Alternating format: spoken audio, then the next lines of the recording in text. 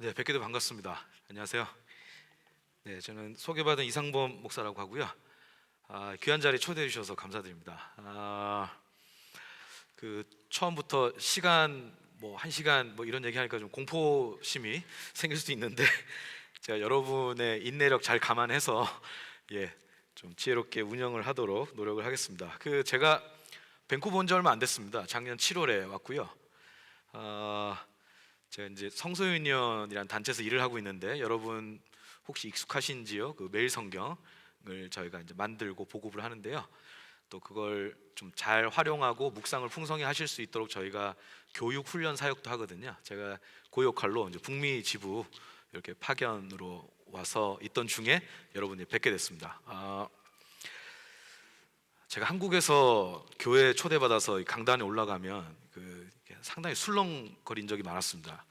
행색 때문에 일단 이제 이게 목사냐 아니냐를 떠나서 기독교인이냐 뭐 이런 근본적인 의심도 있고, 그래서 어쨌든 그게 또 저한테 마이너스라고 생각했는데 그렇지도 않더라고요. 왜냐하면 행색 때문에 기대가 없어요, 별로. 그래서 그냥 사고만 안 치고 갔으면 좋겠다 이런 기대여서 막상 끝나고 나면 그래도 오늘 도움이 됐습니다 이런 얘기를 하기도 해요. 아무튼 여러분께도 제가 어쨌든 도움이 되셨으면 좋겠는데, 여러분 혹시 이거 가지고 계십니까? 한번 가지고 계시면 여러분 이 책으로 저와 함께 3주간 하려고 하고요. 또 금요 기도회 시간을 활용해서 또 이걸 보완하는 제가 좀 강의를 해서 여러분 도움 드리려고 합니다. 여러분 여기 이제 표지가 좀 특이한데요. 이 겉에 작은 날개 같은 걸 하나 펼치시면 여기 목차가 나와요. 차례 1과 2과가 나오죠. 요걸 저랑 함께 4주간 하실 텐데요. 제가 좀 바라는 건 이겁니다. 여러분 이제까지 신앙생활 해오시면서 말씀 읽고 묵상해 오셨거든요, 나름대로. 그리고 그게 여러분께 맞는 방식이에요.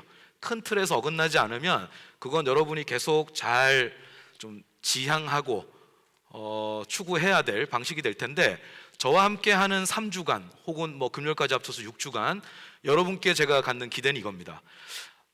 좀 스스로 확인도 하시면 좋겠어요. 내가 그동안 말씀을 읽고 묵상하면서 가까이 한다고 노력해 왔는데 이 부분은 잘한 거구나 라는 걸 좀 주님이 주신 칭찬으로 좀 받으시면 좋겠고, 또 다른 한편으로는 내가 이 부분은 좀 부족했는데 이번 훈련에 배운 걸 좀 채워주면 말씀으로 하나님 만나는 경험이 더 풍성해질 수 있겠다라고 하는 보완적 부분도 여러분이 좀 발견하시면 좋겠다라는 바람이 있습니다. 여러분 오늘 주제 구절인데요, 고린도 후서 5장 17절 말씀이고, 여러분 교재 넘겨보시면 주제 구절이 나옵니다. 아마 책과 PPT를 여러분 병행하면서 보시면 도움이 되실 것 같은데요, 2페이지에 나와 있죠. 우리 한 목소리로 읽으실까요? 시작. 누구든지 그리스도 안에 있으면 그는 새로운 피조물입니다. 옛것은 지나갔습니다. 보십시오, 새 것이 되었습니다. 아멘. 여러분 만약에 여러분 주위에 예수 안 믿는 지인이 있다고 칠게요. 여러분이 나름 진정성을 가지고 교회를 다니는 걸 그 사람이 알고 있다고 또 가정하겠습니다. 그 사람이 어느 날 여러분한테 와서 그러는 거예요. 내가 몇십 년을 지켜봤는데 너처럼 교회를 열심히 다니고 진정성 있게 신앙생활하는 사람을 본 적이 없다. 그래서 내가 궁금한데, 그리스도인, 니네는 믿는 사람 그리스도인이라 그러더라. 그리스도인이 된다는 게 뭐야? 나한테 설명을 좀 해줘봐. 나도 관심이 좀 생겼어. 대신에 복잡하게 말하지 말고 간단하게 설명을 했으면 좋겠다 라고 할 때 여러분 뭐라고 답변하시겠습니까? 사도 베드로가 이런 말 하죠. 너희의 소망을 묻는 자들에게 대답할 말을 준비하라. 여러분 이건 뭐냐, 한마디로 질문 유발자가 되라 이런 뜻이에요. 여러분 우리가 삶에서 그리스도인의 어떤 미덕을 갖추고 나름 치열하게 살다 보면 누군가에게 질문을 일으킵니다. 왜 저렇게 살지? 쟤는 왜 사고방식이 저의 방향이지? 가치관이 왜 나랑 다르지? 이런 여러 가지 호기심 내지 질문을 유발하거든요. 여러분 그런 순간이 오는 건 굉장히 복된 거예요. 누군가 이건 거룩한 질문을 일으킨 거거든요. 그런 질문이 올 때 이제 여러분도 답변할 대답을 미리 준비하시면 좋겠는데, 성경의 권면대로 오늘 본문으로 답변을 한다면 그건 한마디로 새 것이 되는 겁니다. 그리스도인이 뭐냐? 그리스도인 된다는 게 뭐냐? 라고 물어보면 그건 새 것이 되는 것이다 라고 말을 하는 거예요. 여러분 여기서 말하는 새 것은 이렇게 이해하시면 좋겠습니다. 내가 예수를 믿었더니 그 전에 좀 부족했던 부분이 채워졌어, 뭐 좀 향상됐어, 보완됐어. 여러분 이런 수준이 아니란 뜻이에요. 완전히 새롭게 태어난 겁니다. 새 탄생, 새 창조. 여러분, 하나님이 우리에게 바라시는 그 구원의 수준이 어느 정도인지 아시겠죠? 그러니까 하나님의 그 기대치만큼, 하나님의 약속만큼 우리의 믿음이 좀 뻗어나갈 이제 필요가 있다라는 생각이 좀 드는데요. 여러분, 우리가 그렇게 받아들이든 안 받아들이든 하나님은 선언하셨습니다. 너희는 새 것이다. 내가 너희를 새 것으로 만들었다. 믿어야 한다라는 게 이제 하나님의 명령이고 약속이에요. 자, 근데 문제가 뭐죠? 살다 보면 난 분명히 그리스도 안에서 새 것인데 그게 실감이 안 날 때가 있어요. 특히 어느 때일까요? 여러분, 뭐 초반부터 유행가 얘기 꺼내서 죄송한데, 여러분 그 응답하라 1988 드라마 보셨어요? 한국 드라마? 거기에 그 OST가 히트친 게 많은데 그 중에 이적 씨가 리메이크한 노래 걱정 말아요 그대라는 노래 들어보셨습니까? 아, 유행가 안 들으세요? 죄송합니다.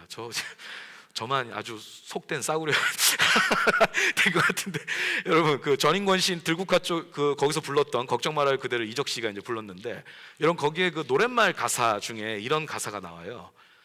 그대는 너무 힘든 일이 많았죠. 새로움을 잃어버렸죠.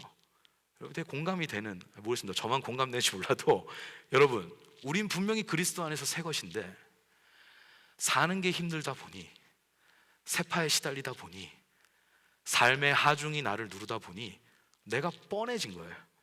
그냥 내가 사는 게 별다를 게 없는 것 같아요. 앞으로 살아갈 날도 특별히 다를 것 같지는 않아요. 그러니까 이 기대가 없는 거죠. 새 것이라는 것에 대한 기대치가 점점 떨어지기 이제 마련입니다. 그래서 여러분, 그런 걸 느끼는 건 괜찮아요. 느끼는 건 괜찮은데 그 상태에 나를 계속 방치하는 건 다른 문제예요. 마틴 루터도 그런 말을 했죠. 새가 내 머리 위에 날아다니는 건 막을 길이 없어요. 근데 내 머리 위에 둥지를 트는 건, 제 머리는 좀 그렇죠. 내 머리 위에 둥지를 트는 건 막아야 되는 거예요. 그렇죠? 그래서 우리가 어떤 뭐 두려움을 느끼든 좀 권태에 빠지든 이런 걸 느끼는 건 괜찮은데 그 상태에 나를 방치하는 건 다른 문제다. 그래서 오늘 여러분과 함께 이 새 것의 은혜를 누린다는 게 무엇이고 이게 왜 말씀 묵상과 관련이 있는지에 대해서 이야기를 좀 나눌까 합니다. 자, 여러분, 새 것이라는 이름의 은혜 안에는 저 두 가지가 있다고 보시면 되는데, 제가 지금부터 말씀드릴 건 여러분 교재 3페이지 있는 내용을 제가 좀 이 설교 시간에 맞게 여러분께 좀 말씀을 설명을 드리는 거니까 양해하고 들어주시면 좋겠습니다. 여러분, 새 것이라는 이름의 은혜 안에는 저 두 가지가 있다고 보시면 돼요. 건짐과 옮김. 여러분, 저게 뭐냐면 구원을 동선으로 설명하는 거예요. 이게 구원을 논리로 설명하는 게 아니라 어떤 움직임, 동선으로 이제 설명하는 것이고, 구원을 저런 방식으로 이해하는 것도 상당히 중요합니다. 우리 신앙생활에 실제적인 유익이 있어요. 저건 뭐 제가 만든 말이 아니니까 제가 한번 들어보시죠. 자, 제가 사진을 하나 보내드리겠습니다. 여러분, 이게 이제 칠레 산호세에 있는 구리광산 지역이거든요. 제가 이제 구글 맵을 하나 이렇게 다운받아서 갖고 왔는데, 여러분 저 지역에 가면은 이 두 숫자가 좀 유명합니다. 33, 69. 혹시 저 지역과 관련해서 저 두 숫자의 의미를 아시는 분 계십니까? 맞추시면 제가 여기 귀가하게 해드리겠습니다. 뭐 더 안 배우셔도 됩니다. 그런 분은 다 알고 계시기 때문에 하산하는 걸로. 여러분, 33, 69 저게 뭐냐? 여러분 혹시 언론상에 접한 적 있으신가요? 저 지역에 뭐 시간은 좀 흘렀는데 33명의 광산 노동자가 갱도의 사고로 갇혀 있다가 69일 만에 전원 구조된 기적의 스토리가 있습니다. 예, 저게 굉장히 큰 사회적 아픔으로 끝날 뻔한 사건이었는데 사람들에게 희망을 주는 어떤 메시지가 됐어요. 이건 아주 뭐 축복이죠. 여러분, 저 33명의 광산 노동자가 처음에 이 갱도가 무너져서 갇혔을 때 숙제가 뭐였냐면 이 사람들의 생존 여부 자체를 확인하는 거였어요. 생존하고 있는가, 그리고 그 위치가 정확히 어딘가 라는 걸 이제 파악하는 것 자체가 쉽지 않았는데, 어쨌든 그 문제를 푸는 것부터 시작해서 나중에 구조까지 이루어지게 됩니다. 이게 워낙 사람들에게 많이 알려지다 보니까 영화로도 이제 제작이 됐습니다. 한때는 저게 넷플릭스에 있었거든요. 지금은 없더라고요. 그래서 관심 있는 분은 어쨌든 알아서 좀 찾아서 이렇게 보셔야 될 것 같은데, 여러분 저 사진이 보이시죠? 이 사람들이 지하에 자기들이 살아있는 모습을 이렇게 전송을 한 거죠. 아무튼 저 사람들이 살아있다라는 게 이제 전달이 된 걸로 저는 알고 있는데, 생존을 확인했어요. 그럼 위치를 파악해야죠. 그리고 구조 작업을 시작해야 됩니다. 이게 쉬운 작업이 아니었어요. 왜냐하면 지하 700m 아래 갇혀 있었거든요. 그 위에는 토사 암벽이 덮고 있어요. 이걸 뚫고 들어가서 안전하게 건진다라는 게 이건 아주 뭐 대단히 까다로운 작업이 아닐 수 없었습니다. 그럼에도 불구하고 이제 전문가들이 동원이 되고 작업이 이루어지는데, 여러분이 사진 보면 상상이 되세요? 위치를 찾아서 이렇게 뚫고 저기로 캡슐을 내려서 한 명씩 사람들 건져 올리는 작업이었어요. 막 그 앞에 언론이 진치고 하면서 그걸 이제 다 보고 그랬죠. 여러분 그 저 캡슐 보이시죠? 사람 한 명 딱 들어가면 문 닫히는 겁니다. 그리고 이제 올라가는 거예요. 뭐죠? 건짐의 은혜죠. 건져진 거죠. 그 암흑의 갱도에서 생을 마감할 뻔했는데 건짐의 은혜를 받은 거예요. 이 사람들이 한 명씩 올라올 때마다 환호성이 터지는 거예요. 아는 관계든 모르는 관계든 상관없어요. 끌어안고 살았다는 것 자체로 이게 기적이고 좋다 이러면서 이제 서로 끌어안고 다시는 만나지 못할 것 같았던 사랑하는 사람의 그 품을 느끼게 되고, 여러분 제가 상상하건대 뭐 감히 저분들의 처지를 제가 뭐 공감한다 말할 수 없지만 그냥 상상을 해보면 저분들 지하에서 이렇게 그냥 죽는 줄 알았는데 69일 동안, 여러분 그 69일 동안 견디는 일은 쉽습니까? 그 한정된 물 그리고 그 공기 이런 걸 누가 욕심내고 무리를 쓰면 그냥 공멸이에요, 공멸.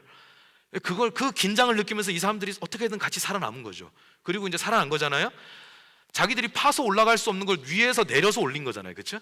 자, 올라갔을 때 이 사람들이 보는 햇살, 사랑하는 사람의 품, 마시는 공기, 들이키는 물, 여러분 이거 하나하나가 다 새 것처럼 느껴졌을 거예요. 죽다가 살았잖아요, 그렇죠? 여러분 이거 우리 중생 경험하고 성격상 비슷합니다. 내가 죽었다가 살았다. 모든 게 새로워지는 거죠. 자, 건짐의 은혜를 받은 거죠. 자, 근데 여러분 이 놀라운 이야기가 좀 해피 엔딩으로 가면 좋겠는데 안타깝게도 그러지가 못했습니다. 나중에 이제 추적 취재라고 할까요? 그런 걸 이제 시간이 흐르면서 기자들이 이 사람들 추적을 했는데 33명의 사람들 대부분이 좀 불행하게 살고 있었습니다.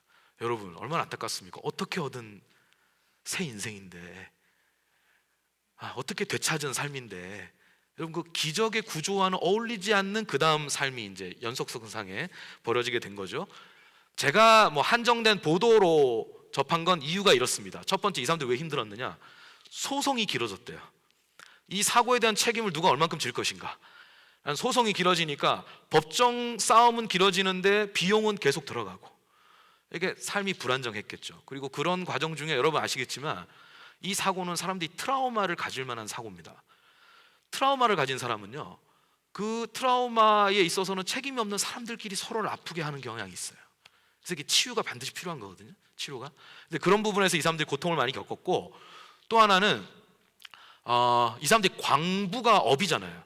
광부로 먹고 살아야 되는데 취업이 안 됐대요. 너무 유명인이 돼버린 거예요. 그러니까 회사에서 이 사람들 고용하는 게 부담이 됐다라는 얘기가 있더라고요. 이 사람들이 그 회사로 들어오면 여러 시선이 따라 들어오는 거예요. 그러니까 우리 안에는 노출하고 싶지 않은 모습도 있고 뭐 여러 사정이 있을 텐데, 그것 때문에 이 사람들을 이제 이렇게 드리는 게 좀 예민한 문제가 되어버린 것도 있었고, 또 하나는 저 33명 중에 어떤 사람은 희망의 메신저가 돼가지고 전 세계를 다니면서 사람들한테 글도 쓰고 강의하고 이러고 사는데, 그런 쪽으로 못 간 사람들은 계속 삶이 기울어지고 이 사람들 사이에도 어떤 박탈감 같은 게 이제 있고 관계가 좀 어려워지고 이런 문제가 있었다고 해요. 여러분 제가 이분들의 이 참 가슴 아픈 스토리를 왜 여기 가져왔냐면, 좀 이분들한테 제가 양해를 구하는 마음인데, 여러분 저 보세요. 건져지는 기적이 그토록 컸건만 그 다음 옮겨지는 삶은, 거기에 어울리는 옮겨지는 삶은 없었다. 여러분 신앙생활도 그럴 수 있겠다는 생각이 듭니다. 여러분 우리 예수님께 건짐의 은혜 어떻게 받았습니까? 우리 예수 모르고 평생 살 수 있었잖아요, 그렇죠? 예수님 우리 인생에 찾아오셨죠. 그리고 우리 건져내셨어요. 근데 그 삶이 어떤 옮겨짐으로 가느냐가 관건입니다. 그건 누려야 하는 거예요. 내가 취해야 하는 거거든요. 그래서 우리가 그런 부분을 좀 살펴보면 좋겠는데, 골로새서 1장 13절에서 14절 말씀입니다. 같이 읽겠습니다. 시작. 그가 우리를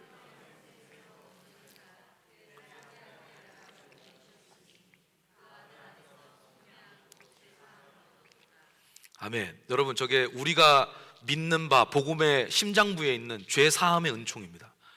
죄 사함의 은총을 바울이 설명하는 건데, 바울이 저 죄 사함의 은총을 어떻게 설명하고 있느냐? 건져내는 은혜, 옮겨지는 은혜로 설명하고 있습니다. 건짐과 옮김이죠.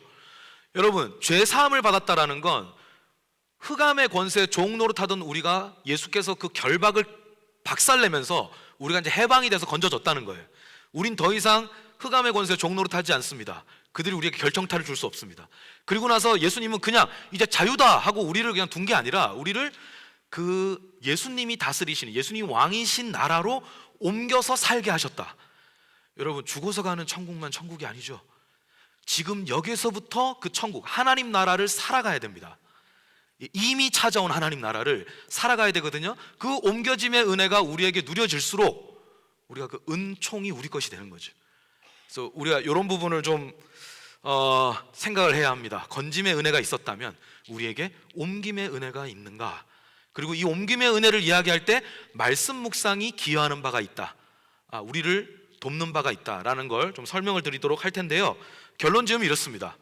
새롭게 태어났다라는 건 새 나라에 들어간 겁니다. 하나님 나라로. 하나님 나라에 산다라는 건 하나님 나라만의 고유한 양식을 먹고 입고 누리면서 사는 겁니다. 그리고 그래야 새로운 시간을 살아가게 됩니다. 여러분, 우리에게 이런 옮겨짐의 은혜가 얼만큼 누리고 있는지, 내게 포착되고 있는지 확인을 한번 같이 해보면 좋겠습니다. 여러분, 교재 4페이지를 한번 펼쳐보시면요, 거기에 이제 먹다라고 나오죠. 먹다. 하나님 나라에는 어떤 식의주가 있는지 저와 함께 살펴보고요, 그게 말씀의 은혜와 또 묵상의 은혜와 어떻게 연결되는지 제가 설명을 좀 드리도록 할 텐데, 먼저 먹다. 여러분, 거기 초록색 머리글 있죠? 머리글 한번 같이 읽겠습니다. 시작.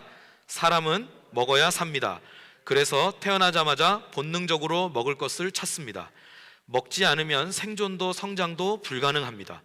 또 먹는 것은 즐거움과 안녕을 누리게 해줍니다. 그런데 먹는 행위도 중요하지만 무엇을 먹느냐가 더 중요합니다. 몸에 해로운 것은 먹지 말아야 하기 때문입니다. 그가 무엇을 먹는지 알면 그 사람을 알 수 있다는 말처럼 무엇을 먹느냐가 중요합니다. 여러분, 그 밑에 있는 두 질문은 제가 지금 직접 하진 않겠습니다. 거기에 관련돼서는 제가 좀 말씀을 드리는 걸로 좀 할 텐데요. 여러분, 우리가 읽은 머리글의 그 마지막 줄 있죠. 그가 무엇을 먹는지 알면 그 사람을 알 수 있다. 이게 영어식 표현으로도 있죠. You are what you eat. 죄송합니다, 발음이 구려서 알아서 여러분 이해해 주시면 좋겠습니다. 예, You are what you eat. 그 사람이, 그러니까 당신이 먹는 게 곧 당신이다. 그러니까 당신이 누구냐? 당신이 먹는 걸 보면 당신이 누군지 알 수 있다. 이런 쪽으로 우리가 이해를 할 수 있겠는데, 여러분, 이 말이 과장은 아닌 것 같아요. 왜냐하면 제가 한번 다큐를 봤는데, 가끔 먹는 거 말고요, 우리가 이렇게 습관적으로 먹는 거 있죠. 자주 먹는 게 3대를 간답니다. 그러니까 나에게만 있는 게 아니라 내 자식의 자식한테까지 간대. 그러니까 유전적 요소가 되는 거죠. 그러니까 여러분 보세요. 먹는다는 게 먹고 맛보고 소화하고 배설하는 게 아니에요. 그 과정을 통해서 몸에 남아서 내 몸의 일부가 된다는 뜻이죠. 내 체질이 된다는 거예요. 그리고 그게 유전적 요소가 돼서까지 간다라고 생각하면 먹는 게 곧 나다라는 말이 과장은 아닌 것 같아요. 여러분, 우리한테 또 중요한 건 뭐냐면 이게 신앙적 의미죠. 먹는다라는 것의 신앙적 의미인데, 여러분, 코로나가 한창일 때, 생각하고 싶지도 않지만 코로나 한창일 때 우리가 그동안 해왔던 신앙의 행위 중에 못하게 된 게 되게 많았어요. 제재가 걸린 게 많았는데, 그 대표적인 것 중에 하나가 뭐냐면 성찬이죠. 성찬을 우리가 못했습니다. 이제 우리가 이제 성찬을 할 수 있는 시간이 왔다라는 건 참 귀한 건데, 여러분, 성찬을 한번 생각해 보세요. 우리가 성찬을 받으면 제일 처음 뭘 받습니까? 우리가 보통 전통적으로 떡과 잔 이 순서로 받죠. 여러분, 떡이든 빵이든 그걸 받으면 이건 떡은 그냥 떡입니까? 저보고 대답하라는 얘기죠. 그게 떡이 아니죠, 그렇죠? 여러분, 이게 떡은 떡이지만 단순히 떡이 아니죠. 이게 뭘 상징합니까? 우리를 위해 찢으신 예수님의 몸. 이 잔은요, 우리를 위해 흘리신 그리스도의 보혈. 그러니까 여러분, 떡은 떡이 아니다. 이런 불교인데, 아무튼 이런 식의 우리가 좀 생각을 할 필요가 있습니다. 여러분, 이게 뭐냐면 보세요. 그 떡을 받고 잔을 마시면서 내가 누군지 확인하죠. 난 예수님의 몸과 피로 사는 사람. 이분이 내 삶의 힘, 내 소망, 그 약속의 성취 등등 내가 누군지 왜 사는지를 그 먹는 걸 통해서 확인하게 하잖아요. 그러니까 여러분, 신앙에서도 뭘 먹느냐가 되게 중요한 거예요. 그리고 실제로 여러분, 뭐 이게 우리가 성경으로 이제 좀 더 텍스트로 들어가 보면 이 로버트 캐리스라고 누가복음 강해를 아주 잘하는 분이 있습니다. 이분이 뭐라 그랬냐, 누가복음에서 예수님은 세 장면 중에 하나라는 거예요. 좀 과장이긴 한데, 식사를 하러 가는 중이거나 식사를 하고 있거나 식사를 끝내고 나오는 중이다, 이런 얘기를 했어요. 그러니까 여러분, 누가복음에서 예수님이 하나님 나라 사역을 하실 때 주로 그 장을 뭘로 삼으셨느냐? 밥상, 식탁, 그게 하나님 나라 사역의 중요한 장이었다 라고 하는 걸 우리가 이제 이 로버트 캐리스의 말을 통해서 이제 배울 수 있습니다. 여러분 보면 예수님이 죄인을 받으실 때 그 장면은 식탁일 때가 종종 있습니다. 죄인이 하나님께로 돌아온다는 거예요. 여러분, 이건 그 당시에는 혁명적인 메시지예요. 바리새파의 신학은 의인을 모아서 하나님 나라가 이루어진다 했어요. 예수님 이걸 완전히 뒤집은 거예요. 죄인을 모아서 하나님 나라를 이룬다. 이건 아무도 상상 못했던 거예요. 예수님이 그 죄인을 의롭게 하신다, 그리고 그 사람들 통해서 하나님 나라를 이루신다는 거거든요. 이 하나님 나라의 강력한 메시지가 식탁에서 펼쳐진 거예요. 그 부정하다 했던 사람들 다 예수님께로 식탁에서 돌아와서 거기서 은혜를 얻고, 또 자기가 의롭다고 여겼던 사람들은 식탁에서 예수님의 비난을 받기도 하고 핀잔을 듣기도 했습니다. 식사가 되게 중요했던 거예요. 그러면 우리가 하나님 나라에서 살아간다, 하나님 나라를 누린다라고 할 때는 먹는 문제를 꼭 이제 짚어야 될 텐데, 그럼 성경에서는 우리에게 그대가 만약에 새 것이라는 은혜를 입은 사람이라면, 그래서 건져졌다면, 그리고 옮겨짐의 은혜를 얻을 것이고, 그 안에는 하나님이 주시는 양식이 있을 것이다, 그걸 믿음으로 취하라 라고 얘기를 해주는 거예요. 자, 여러분 교재 5페이지를 보시면 거기 말씀이 4개 나와 있죠. 말씀이 4개 나와 있습니다.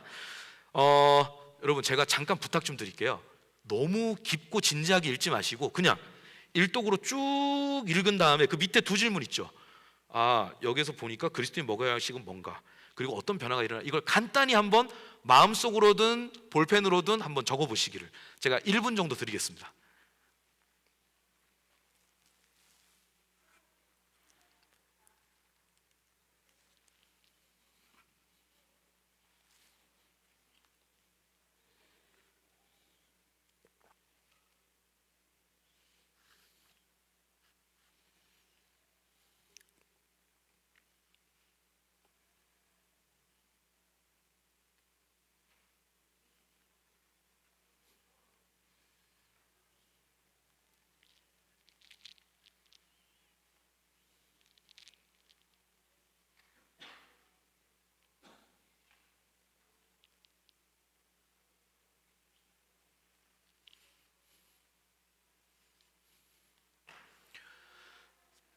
자, 여러분 대강 읽어보셨죠? 결국 모든 그리스도인이 먹어야 할 양식이 뭡니까? 말씀이죠. 그 말씀을 읽을 때 어떤 변화가 일어난다고 나옵니까? 뭐 그쵸? 이렇게 산다, 뭐 잘한다, 뭐 기쁨, 즐거움, 뭐 이런 등등이 나오죠. 예, 좋습니다. 여러분 잘 찾으신 건데, 제가 그 각 구절을 여기 PPT를 띄워드렸지만 각 구절을 좀 여러분이 저렇게 좀 분류해서 이해하시면 좋겠습니다.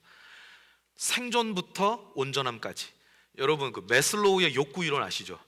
그 1차적 욕구, 생존의 욕구, 그다음 안전의 욕구, 소속의 욕구, 뭐 나중에 자아실현까지 이렇게 있잖아요.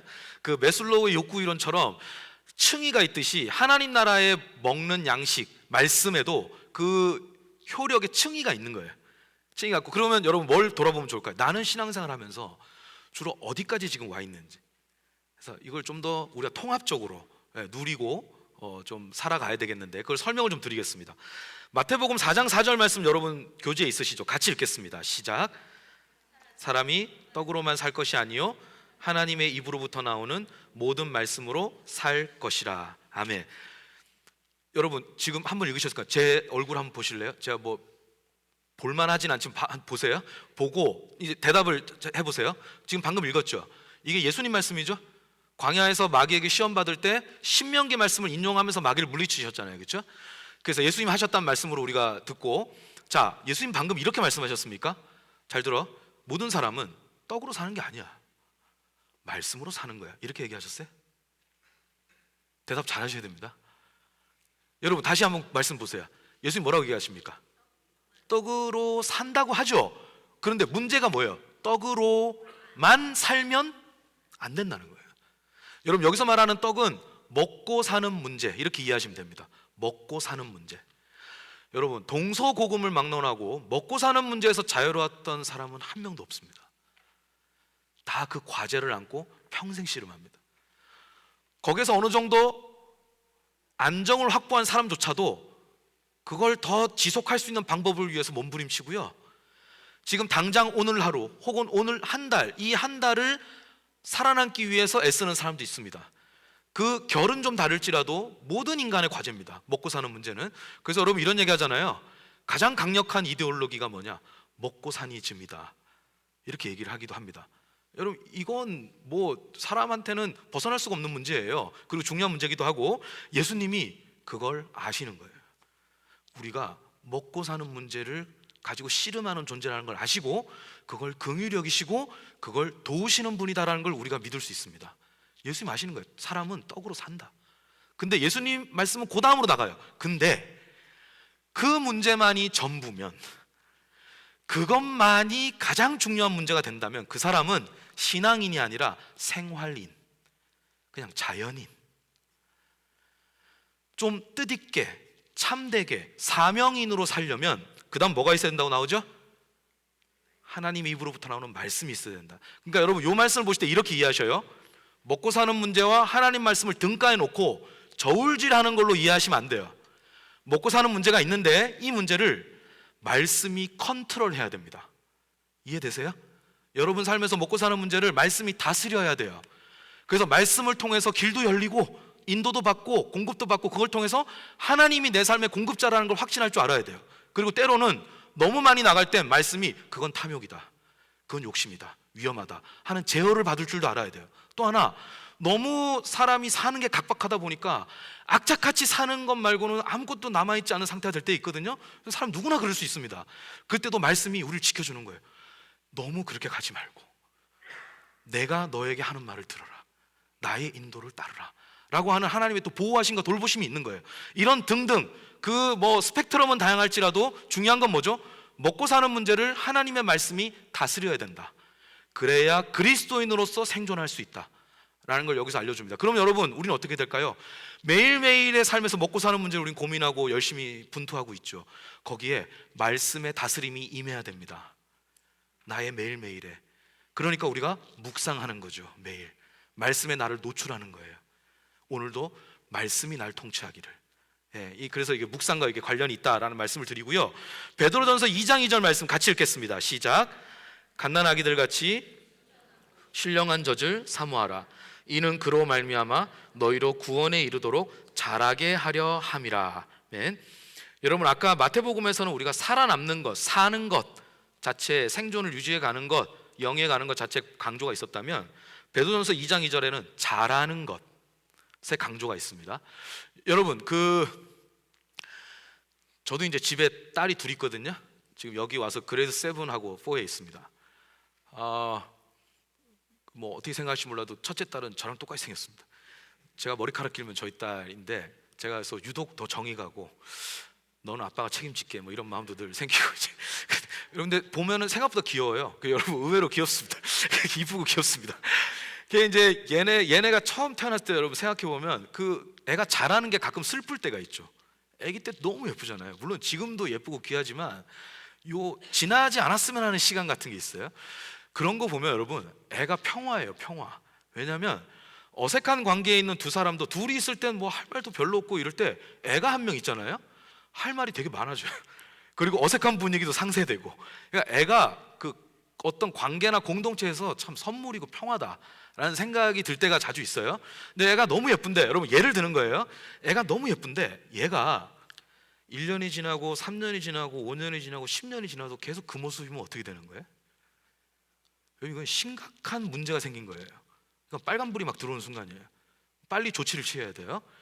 우리가 그럴 때 심각성을 바로 느끼거든요. 근데 여러분, 우리가 신앙생활 할 때 1년이 지나고 3년이 지나고 5년이 지나고 10년이 지나도 내가 잘하지 않는다라는 것에 대해서 그 정도로 심각성을 안 느낍니다. 그러니까 이건 우리가 좀 돌아볼 필요가 있어요. 이건 뭐 누구를 탓하자는 게 아니라 나 자신을 돌아볼 문제예요. 나 자신을 돌아볼 문제. 그래서 여러분, 뭐 어떻게 들으실지 모르지만 저는 이런 권면을 자주 드리는 편입니다. 다른 사람하고 나하고 비교하는 게 제일 어리석은 짓입니다, 신앙생활 할 때. 저 사람은 잘 풀리는데 나는 잘 안 풀려. 저 사람 신앙생활하면 뭔가 일이 많이 생겨. 나는 아무렇지도 않은, 나는 뭐가 있는 거지? 여러분 이렇게 하잖아요. 그냥 인생 좀 먹는 겁니다. 이렇게 하면. 죄송한 표현이지만. 그래서 어떻게 되느냐? 신앙생활 하실 때는요, 길을 찾으려면, 방향 감각을 잘 잡으려면 비교의 대상을 바꿔야 돼요. 남하고 나하고 비교하면 안 되고요, 1년 전의 나와 지금의 나, 10년 전의 나와 지금의 나를 비교하십시오. 그리고 그렇게 비교했을 때 내가 좀 아직 모자라도 그때보다 믿음이 더 견고해졌어. 그럼 잘 가고 있는 거예요. 그런 자라남의 은혜를 스스로 포착할 줄 알아야 됩니다. 그게 확신이에요, 여러분. 하나님이 내 인생에서 일하고 계신다. 나는 사는 게 남날 뻔한 것 같지만 아니다. 하나님은 일하고 계신다. 하나님 이루어 가고 계신다. 여러분 이런 걸 우리가 나 자신의 어떤 이 신앙의 여정에서 자라남의 은혜로 포착할 줄 알아야 된다. 성장과 성숙, 여러분 이게 가장 고귀한 겁니다. 남보다 우위에 있다. 여러분 이건 그냥 경쟁에서 우월한 거지 하나님 나라에서 그걸 고귀하다고 하지는 않습니다. 그냥 더 잘했구나. 그냥 그거예요. 그게 다예요. 근데 여러분 과거의 나보다 지금의 내가 그래도 진일보하고 있다. 신앙적으로. 여러분 이건 존귀한 겁니다. 고귀한 삶을 살고 있는 거예요. 우리가 이걸 좀 누려야 되는데 여러분 그러면 그 잘하려면 거기 나와 있죠. 뭘 사모하라라고 나오죠? 예, 순전하고 신령한 젖을 사모해라. 그걸 통해서 자라난다. 여러분 여기서 말하는 순전하고 신령한 젖은 베드로전서를 읽어보시면 문맥상 말씀입니다. 문맥상 말씀이에요. 자, 말씀을 사모하라. 누구처럼요? 갓난아기들처럼. 여러분 제가 첫 아이를 이제 낳았을 때 초보 아빠 엄마죠. 제가 그때 전도사 때였는데 아무것도 몰라가지고 애를 네이버로 키웠어요. 맨날 지식인 찾아보고. 그러면 또 신기해요. 우리가 궁금해하는 걸 누군가가 먼저 궁금했더라고요. 그 답변 이렇게 훔쳐보고 하고, 그리고 젊은 부부들 사이에서 전수해 주는 거 있죠. 족보, 백과사전 119. 그래가지고 막 야 우린 다 썼다 이제 니네 써라. 그래가지고 교회에서 막 돌려가지고 쓰고 그걸로 애 뭐 이렇게 정보 찾고 이러고 키웠어요. 아무것도 몰라가지고 키우는데 어느 날 그게 모르는 상태인데 애가 약간 얼굴빛이 노랗기리 해요. 옆집에 사는 할머니가 그걸 보고 고민하는 우리가 안 돼 보였는지 저기 병원을 가봐라 이러더라고요. 그래서 병원을 가봤더니 황달이래. 애들이 이제 어릴 때 황달 올 때가 있잖아요. 눈도 그때 보니까 노란 빛이고 그렇더라고요. 그래서 의사 선생님께 황달 왜 걸리냐고 물어봤더니 이제 영양 부족이 좀 큰 것 같다. 이 아이는 그런 얘기를 하더라고요. 그러니까 좀 먹는 걸 아이 뭐 모유를 먹이든 분유를 먹이든 뭘 먹이면 되는데 그때 당시 우리 아내는 모유가 돼서 이제 먹였어요. 이걸 좀 충분히 먹이라 그러더라고요. 그때 아내가 얼굴이 되게 섭섭해지더라고요. 왜냐면 당시 아내가 애를 먹이느라고 밤에 잠을 안 자고 밤중 수유부터 해가지고 종일 애 옆에 있었거든요. 다크서클이 여기까지 들어가 있어요. 저 그 당시에 벽에 붙어 다녔어요. 거슬리면 화가 저한테 오더라고요. 야 내가 그런 게 아닌데 왜? 그래서 막 도망 나가고 막 다시 들어오고 조용히 없는 듯 뭐 이렇게 살았어요. 그럴 정도로 아내가 예민해져 있으면서도 애 하나를 먹이겠다고 그러고 살았는데 의사 선생님이 충분히 못 먹였다니까 우리 아내는 섭섭할 만도 했죠. 근데 의사 선생님이 이제 그런 얘기를 하는 우리를 딱 보는데 그 눈빛이 제가 읽혀지더라고요. 그 눈빛이 뭐냐면 이런 아마추어들, 이 아무것도 모르는 이 초짜들, 딱 애송이들, 딱 이렇게 보이더라고요. 뭐라 하냐면 이제 애를 먹일 때 그걸 이제 애가 젖을 무는 것과 섭취하는 건 다르다 그러더라고요. 그래서 이렇게 어떻게 잘 물려야 되고 그리고 부족할 땐 분유로 막 보강을 최대치로 많이 해줘야 되고 막 이런 걸 알려줬어요.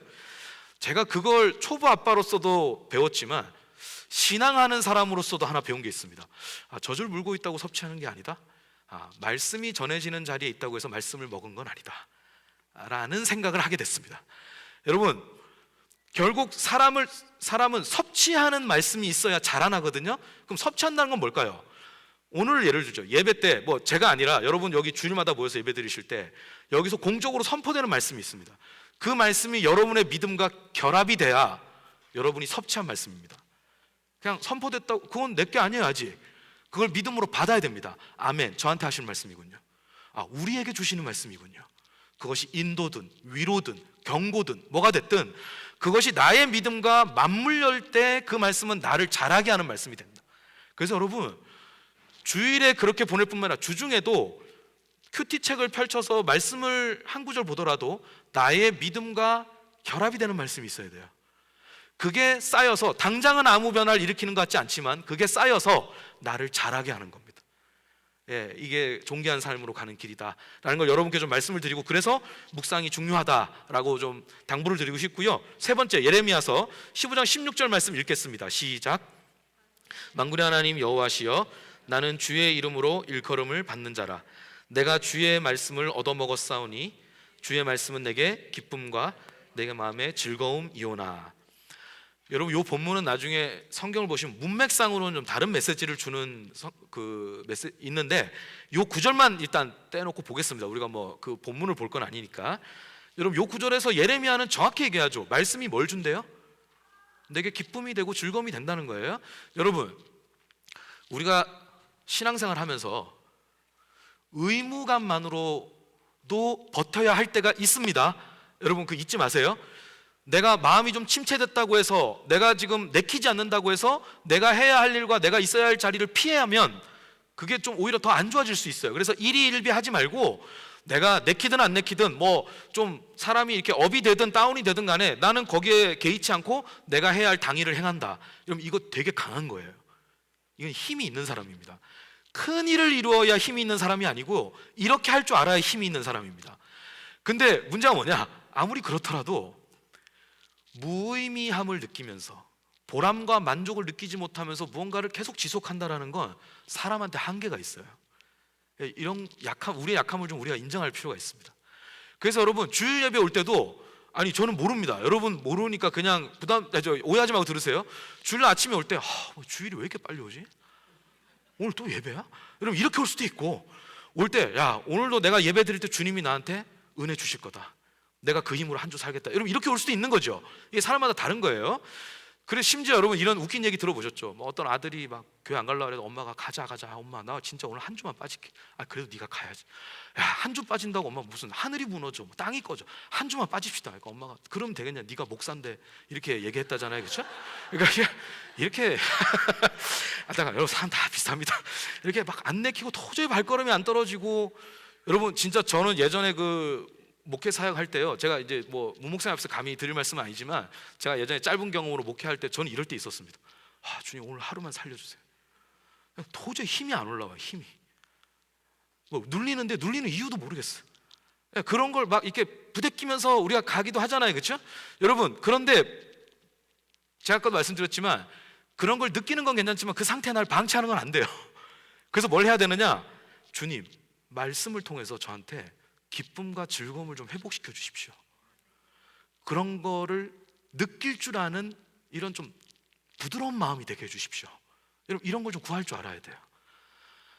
여러분, 우리가 진짜 흔히 하는 말대로 신앙하는 좀 맛도 있고 멋도 있고 흥도 있고, 잠잘 때는 보람도 있고 아침에 일어날 땐 기대도 있고, 여러분 사람 좀 이래야 되거든요. 근데 그런 건 내가 인위로 만드는 건 한계가 있어요. 말씀을 통해 좀 공급받으십시오. 말씀을 통해서. 그래서 일상에서 이런 기쁨과 즐거움을 조금씩 맛보는 것과 주일 예배에서 또 말씀을 맛보는 게, 이게 다 여러분 만물 선순환입니다. 선순환. 이게 분리되는 문제가 아니라 같이 시너지 효과가 나는 거지, 이걸 여러분 그래서 은혜 선순환으로 여러분이 좀 돌입을 하시면 좋겠다라는 생각이 드는데, 이건 있죠. 여러분, 우리가 신앙생활 하면서 되게 기쁘고 즐거울 때가 언제냐면 응답받을 때입니다.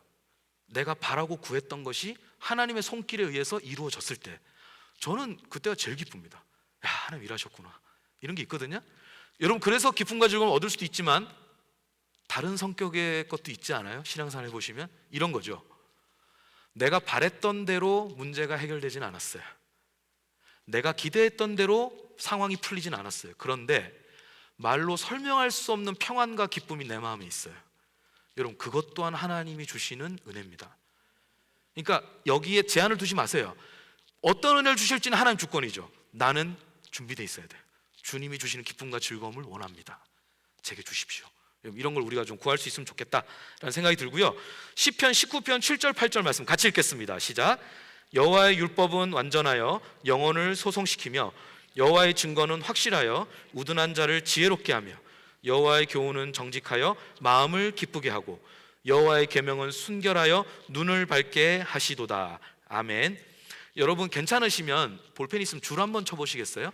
여호와의 율법, 여호와의 증거, 여호와의 교훈, 여호와의 계명, 요 네 군데가 있죠. 여러분, 요 네 가지 율법, 증거, 교훈, 계명은 한마디로 말씀입니다. 이게 성경의 화법이죠. 여러분, 성경은요, 중요한 한 대상을 강조하고 싶을 때 그 한 대상에게 여러 이름을 붙이는 화법을 씁니다. 여러분, 성경 읽으실 때 이런 거 알고 있으면 유익합니다. 예, 그래서 뭐 비유를 끌어오기도 하고. 그래서 여러분, 하나님 노래할 때 뭐래요? 내 반석, 요새, 산성. 하나님을 그 톤을 높이고 싶으니까 그 여러 가지를 끌어와서 이걸 얘기하는 거예요. 여기서 말씀을 강조하고 싶으니까 율법이라고 했다가 뭐 증거라고 했다가 이렇게 얘기하는 겁니다. 자, 그러면 이건 결국 말씀에 관한 얘기인데, 말씀이 우리에게 주는 효력 중에 하나가, 첫 번째가 뭐라고 나와 있냐면 영혼을 소성시킨다. 여러분, 우리 요즘에 소성이라는 말 잘 씁니까? 목사님 지난주에 예배드리고 저 소성됐어요, 이런 말 안 쓰잖아요, 그렇죠? 요새 어떤 말 씁니까? 회복됐다, 회복이라는 말을 많이 쓰죠. 근데 여러분, 여기서 말하는 회복, 소성은 이런 겁니다. 우리가 몸이 아팠다가 앓다가 약 먹으면 다시 건강해지죠. 이런 성격의 회복이 아니에요. 하나님이 주시는 소성과 회복은, 소성 혹은 회복은 뭐냐면 그 이전보다 더 나은 상태가 되는 거예요. 그러니까 더 나은 회복이 오는 거예요. 그게 이게 하나님 주신 회복인데, 뭘로 그걸 얻는데요? 말씀으로.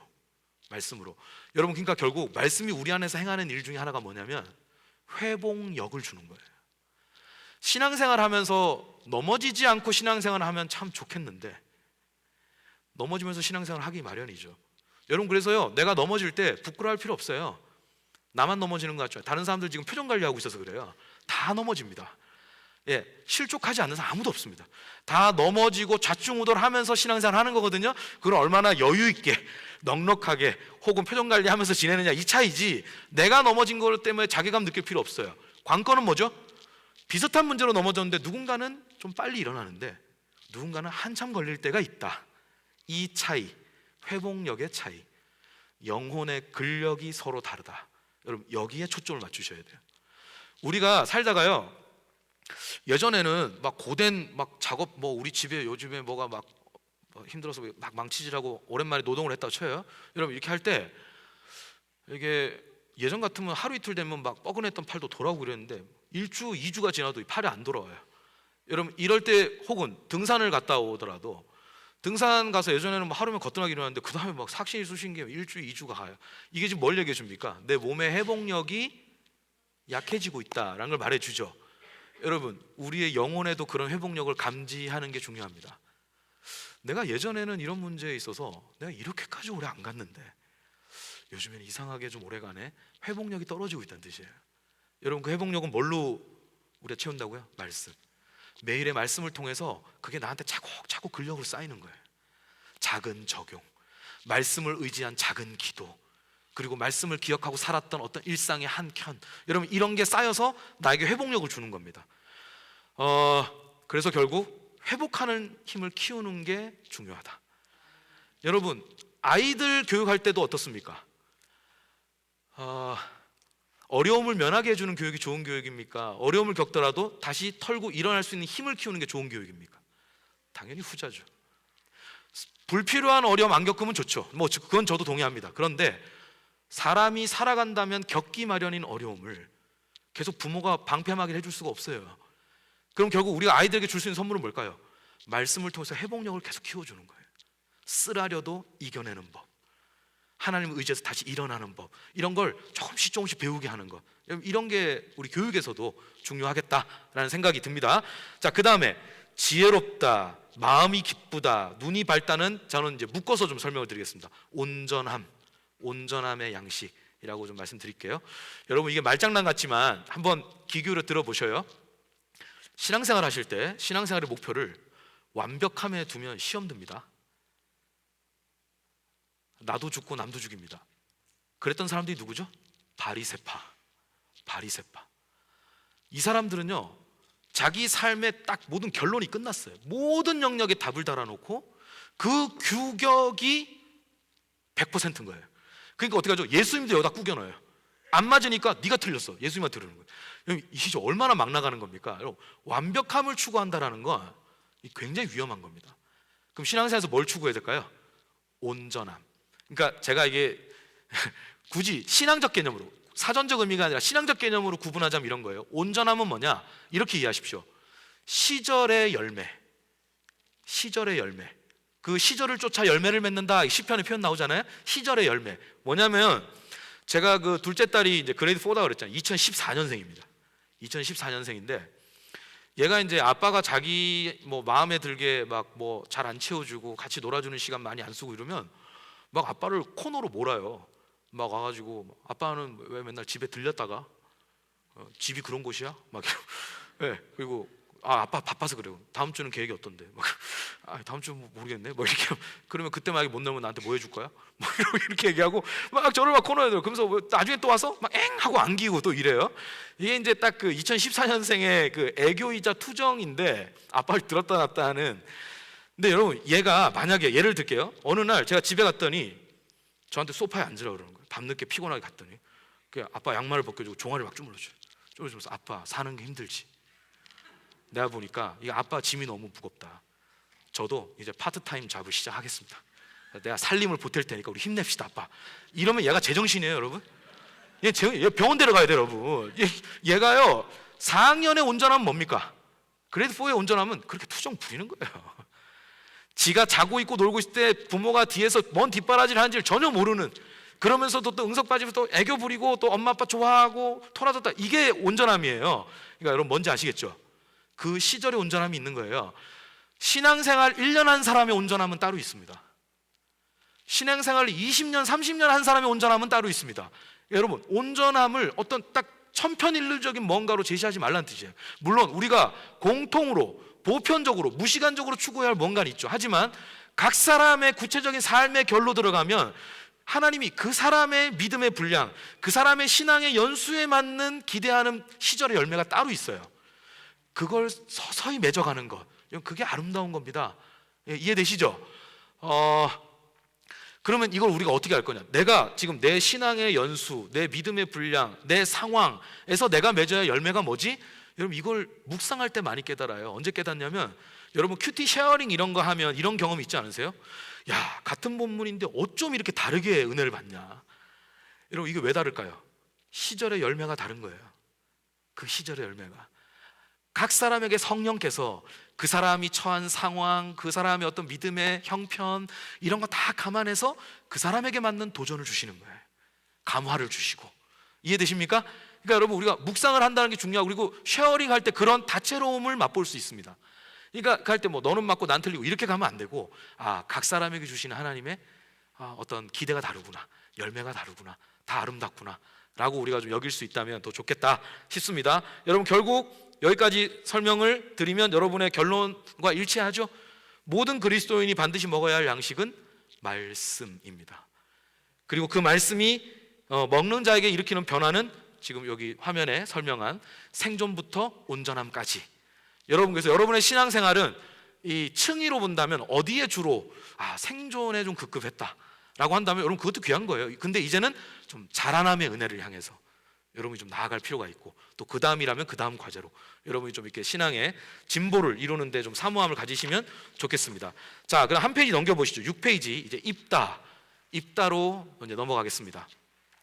자, 이제 이쯤 되면 좀 불안해지시죠? 저 사람 어디까지 하려고 그러지? 뭐 이런 생각이 드실 거예요. 여러분 오늘 입는 것까지만 하겠습니다. 첫날 너무 하면 제가 다음 주에 여러분 얼굴을 못 볼 것 같아요. 그래서 거의 원수 보듯이 저를 볼 것 같아서 제가 오늘 입다 첫날인데 우리 살살 하는 걸로 하겠습니다. 또 이게 살살이야 막 이렇게 생각할 수 있지는. 자, 여러분 입다 이 교재 6페이지 그 초록글 한번 같이 읽겠습니다. 시작.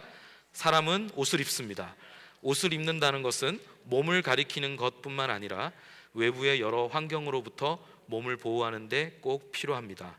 또 필요에 따라 자신의 매력을 표현하거나 신분과 지위를 나타내는 역할도 합니다. 옷은 계절에 따라 갈아입어야 하고 상황과 분위기에 맞게 갖춰 입어야 합니다.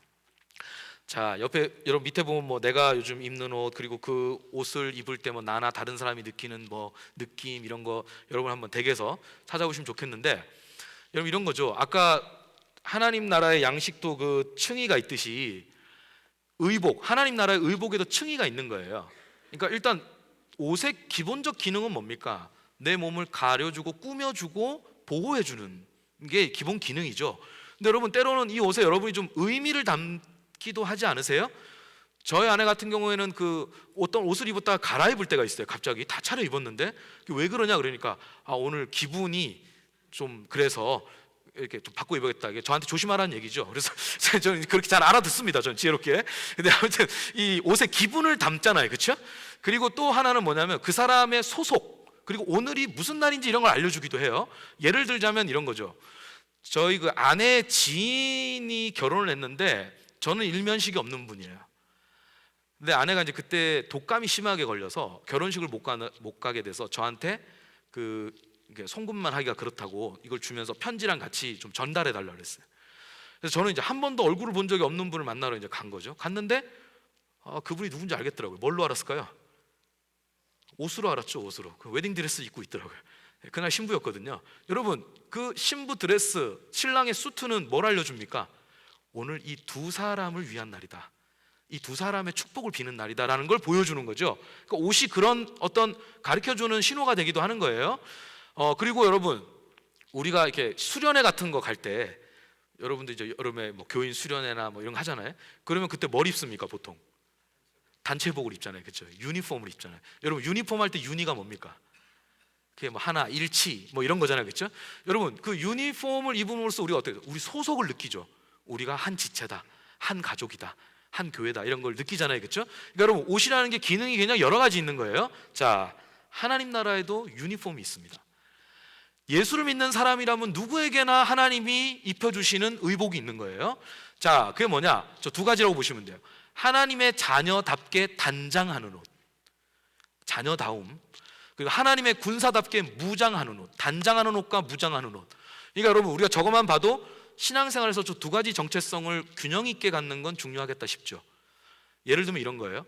나는 일상을 살면서 내가 하나님의 자녀다라는 의식은 대체로 잘 갖는 편인데, 내가 뭐 군사다, 뭐 내가 싸움터에 있다, 이런 생각을 잘 안 하는 것 같다 하면 저쪽 편을 조금 더 키우시는 게 좋습니다. 예, 또 반대로 하나님의 군사로서의 어떤 사명감, 그리고 그런 역량을 갖춘 분들은 갖췄는데 자녀됨에 소홀한 분들이 있어요. 예를 들면 뭘까요? 일을 엄청 잘 이루어내요. 뭐 과제 하나 맡기면, 그리고 뭐 사역 하나 맡기면 일을 엄청 잘 이루어내요. 근데 문제가 뭐냐? 일은 이루어졌는데 막 피투성이에요. 다 피를 철철 흘리고 있어요.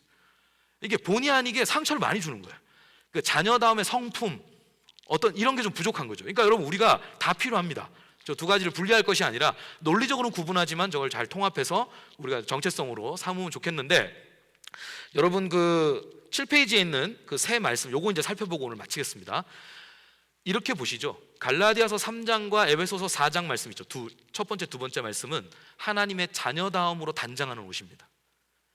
그리고 세 번째 나오는 에베소서 6장과 관련된 말씀은 하나님의 군사로 무장하는 옷입니다. 이렇게 구분해서 보시면 무리가 없겠다라고 이제 말씀을 드리겠습니다. 자, 그러면 갈라디아서 3장 27절 어떤 옷을 하나님 주시는지 한번 같이 읽어보겠습니다. 시작. 누구든지 그리스도와 합하기 위하여 세례를 받은 자는 그리스도로 옷 입었느니라. 아멘. 여러분, 우리가 이제 이 그리스도를 옷 입는다는 걸 어떻게 이해해야 될까? 일단 이런 게 있죠. 우리가 예수를 믿기 전에는 우리 존재의 옷, 제가 무슨 옷이라고 그랬죠?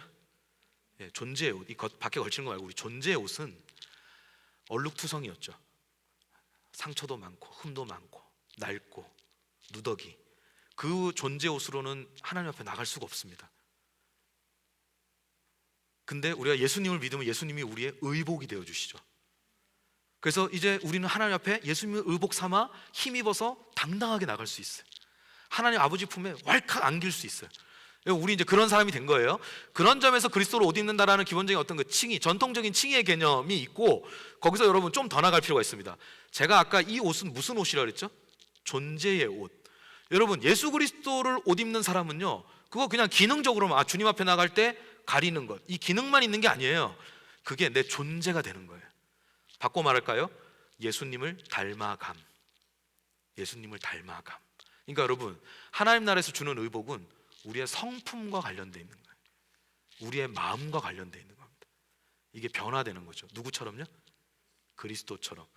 여러분, 맥스 루케이도라는 유명한 작가가 있죠. 지금은 할아버지실 것 같은데, 저희 청년 때 한창 인기 있었던 분인데, 이분이 쓴 책 중에요, 예수님처럼이라는 책이 있습니다. 참 예전에 나온 책인데 가끔 한 번씩 들춰봐도 되게 은혜가 돼요.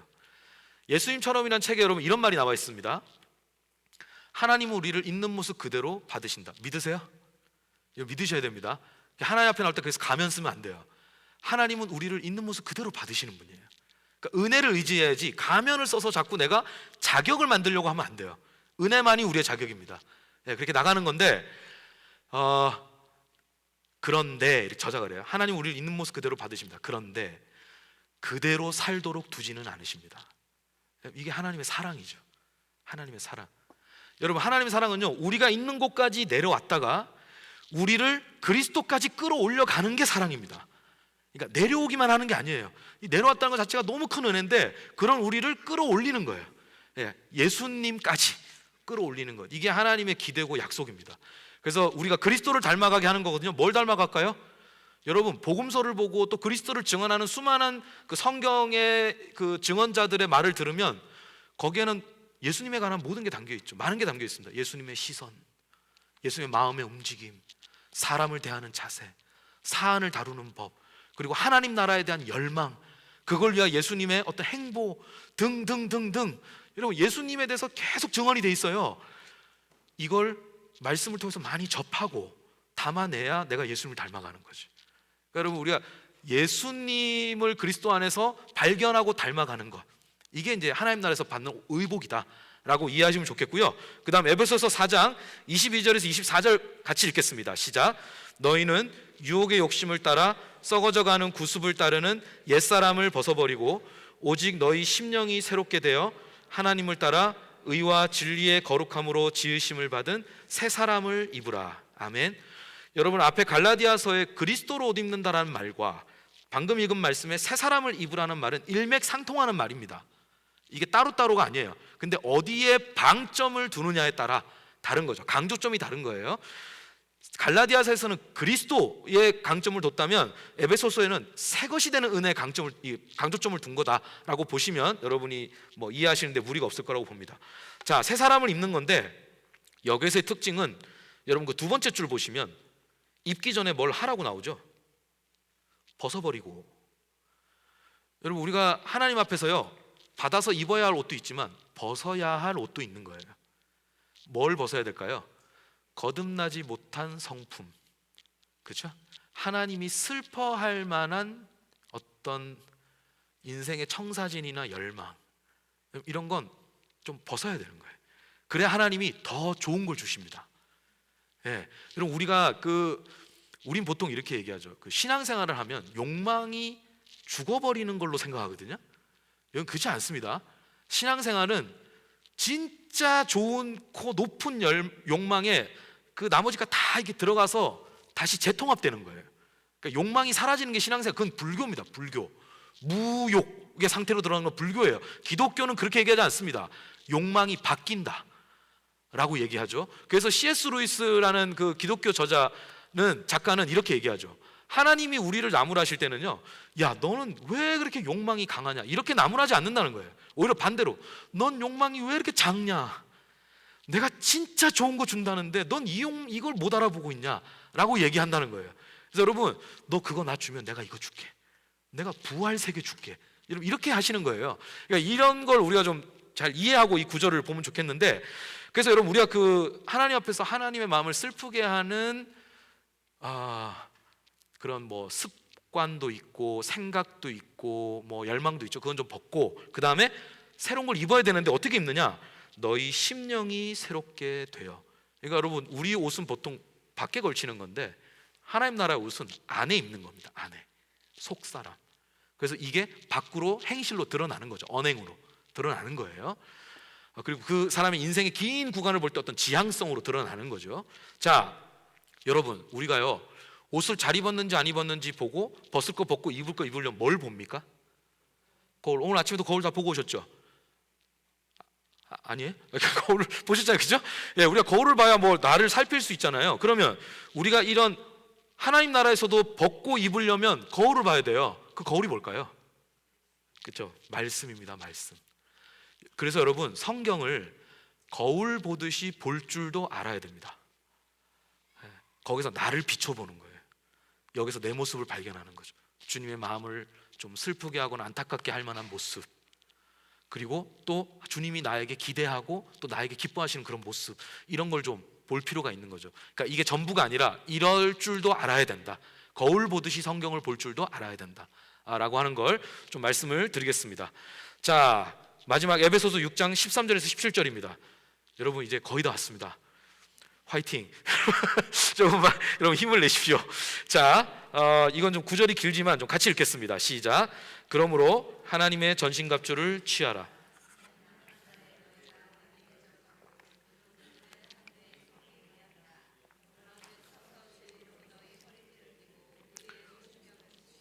평안의 복음이 준비한 것으로 신을 신고 모든 것 위에 믿음의 방패를 가지고 이로써 등이 악한 자의 모든 불화살을 소멸하고 구원의 투구와 성령의 검 곧 하나님의 말씀을 가지라. 아멘. 여러분 여기에 이제 바울이 마치 하나님의 무기고 창고를 딱 문을 열듯이 지금 말씀을 쫙 펼쳐내고 있는 거거든요. 그래서 무기고 안에서 무기를 꺼내 들어서 딱 무장하고 이제 삶으로 이제 살아가라 이런 권면인데, 하나님의 전신갑주를 취하라는 건 이제 우리가 치열한 싸움터에 있다라는 것을 각성시킵니다. 그러니까 삶을 나이브하게만 보지 말라는 거예요.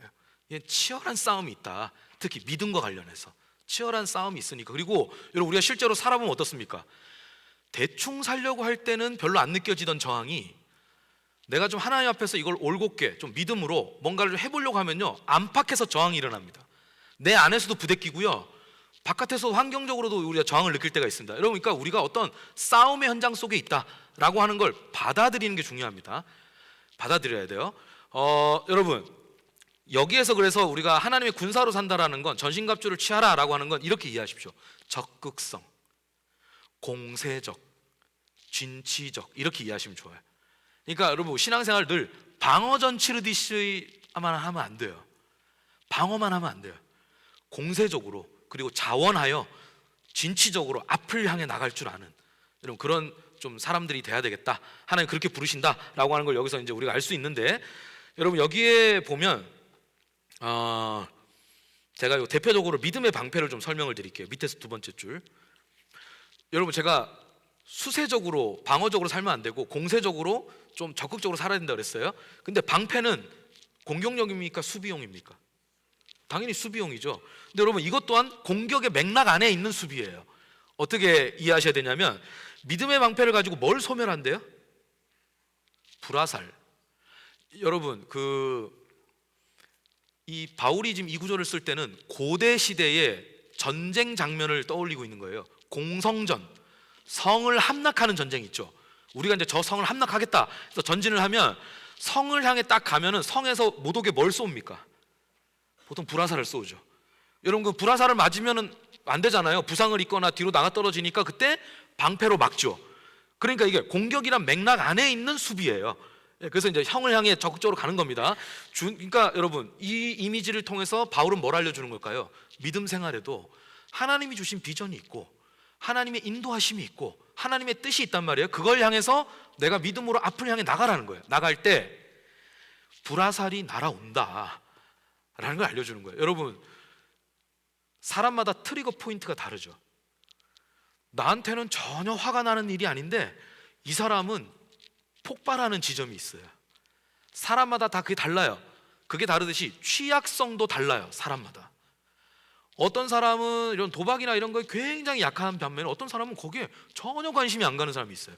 이게 다른 거예요. 사람마다 취약성이 다 달라요. 이 어떤 하여튼 그런 부분이 다양하다고 보면 되는데, 그러니까 각 사람의 취약성이 뭔지를 잘 알고 불화살을 날리는 존재가 있다라는 거죠. 예, 악한 세력이 얘는 믿음으로 뭔가를 해보려고 할 때 적일 찌르면 꺾인다 라는 걸 안다는 거예요. 그래서 여러분 그런 일이 올 때 내가 그래도 좀 하나님 앞에서 좋은 뜻으로 좋은 마음으로 좀 심기일전해서 이렇게 살아가려고 할 때 나를 꺾어지게 만드는, 기세를 꺾는 무슨 일이 딱 생길 때는 뭘 해야 될까요? 믿음의 방패, 믿음으로 분별해야 돼요. 믿음으로 분별해야 됩니다. 이것이 시험인지 아니면 내가 좀 멈춰야 할 때인지 아니면 시험을 이기고 전진해야 할 때인지 믿음의 관점으로 이걸 분별할 필요가 있어요. 그러니까 여러분 이 믿음을 통한 분별이 되게 중요합니다. 우리 신앙생활에 중요한 요소들 많이 있죠. 뭐 사랑, 봉사, 헌금, 아니 뭐 이거 사랑, 봉사, 뭐 예배, 뭐 이런 등등 뭐 선교 이런 거 있다고 쳐요. 여러분 이 앞에 분별 없는을 붙여보세요. 분별 없는 봉사, 분별 없는 열심, 분별 없는 사랑, 분별 없는 헌신. 여러분 이렇게 되면 이거 되게 위험한 겁니다. 그러니까 우리한테 뭐가 필요할까요? 분별이 필요해요. 분별이. 그러니까 그때 우리의 분별의 중요한 관점이 되는 게 뭐냐? 이겁니다. 믿음을 통해서 이걸 분별할 줄 아는 것. 그리고 그런 도움을 옆에 구할 사람이 있는 것. 이게 복된 거죠. 근데 여러분 이런 식으로 하나님의 전신갑주를 성경으로부터 이렇게 얻고 분별하고 이러려면 뭐죠? 묵상을 해야죠. 묵상을 해야 들여다보고 찬찬히 살펴봐야 거기서 나에게 필요한 지혜도 공급되고, 그죠?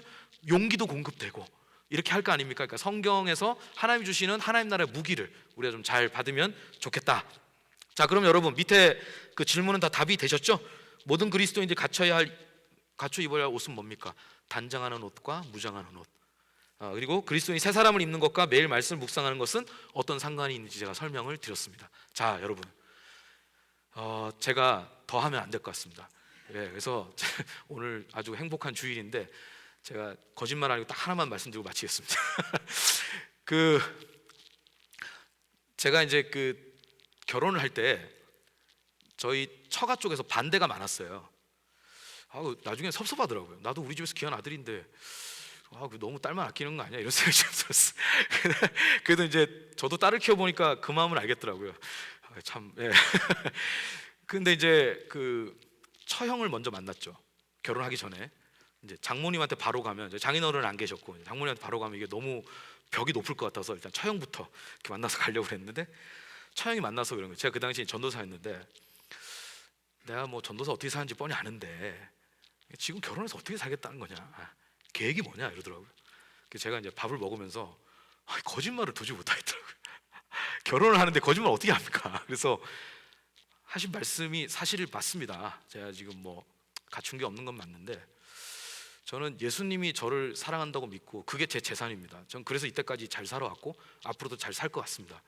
이렇게 얘기를 했어요. 그러니까 처형이 야, 그래도 이놈 믿음은 있네 이렇게 생각하는 게 아니라 야, 우리 집안에 미친놈 들어왔다.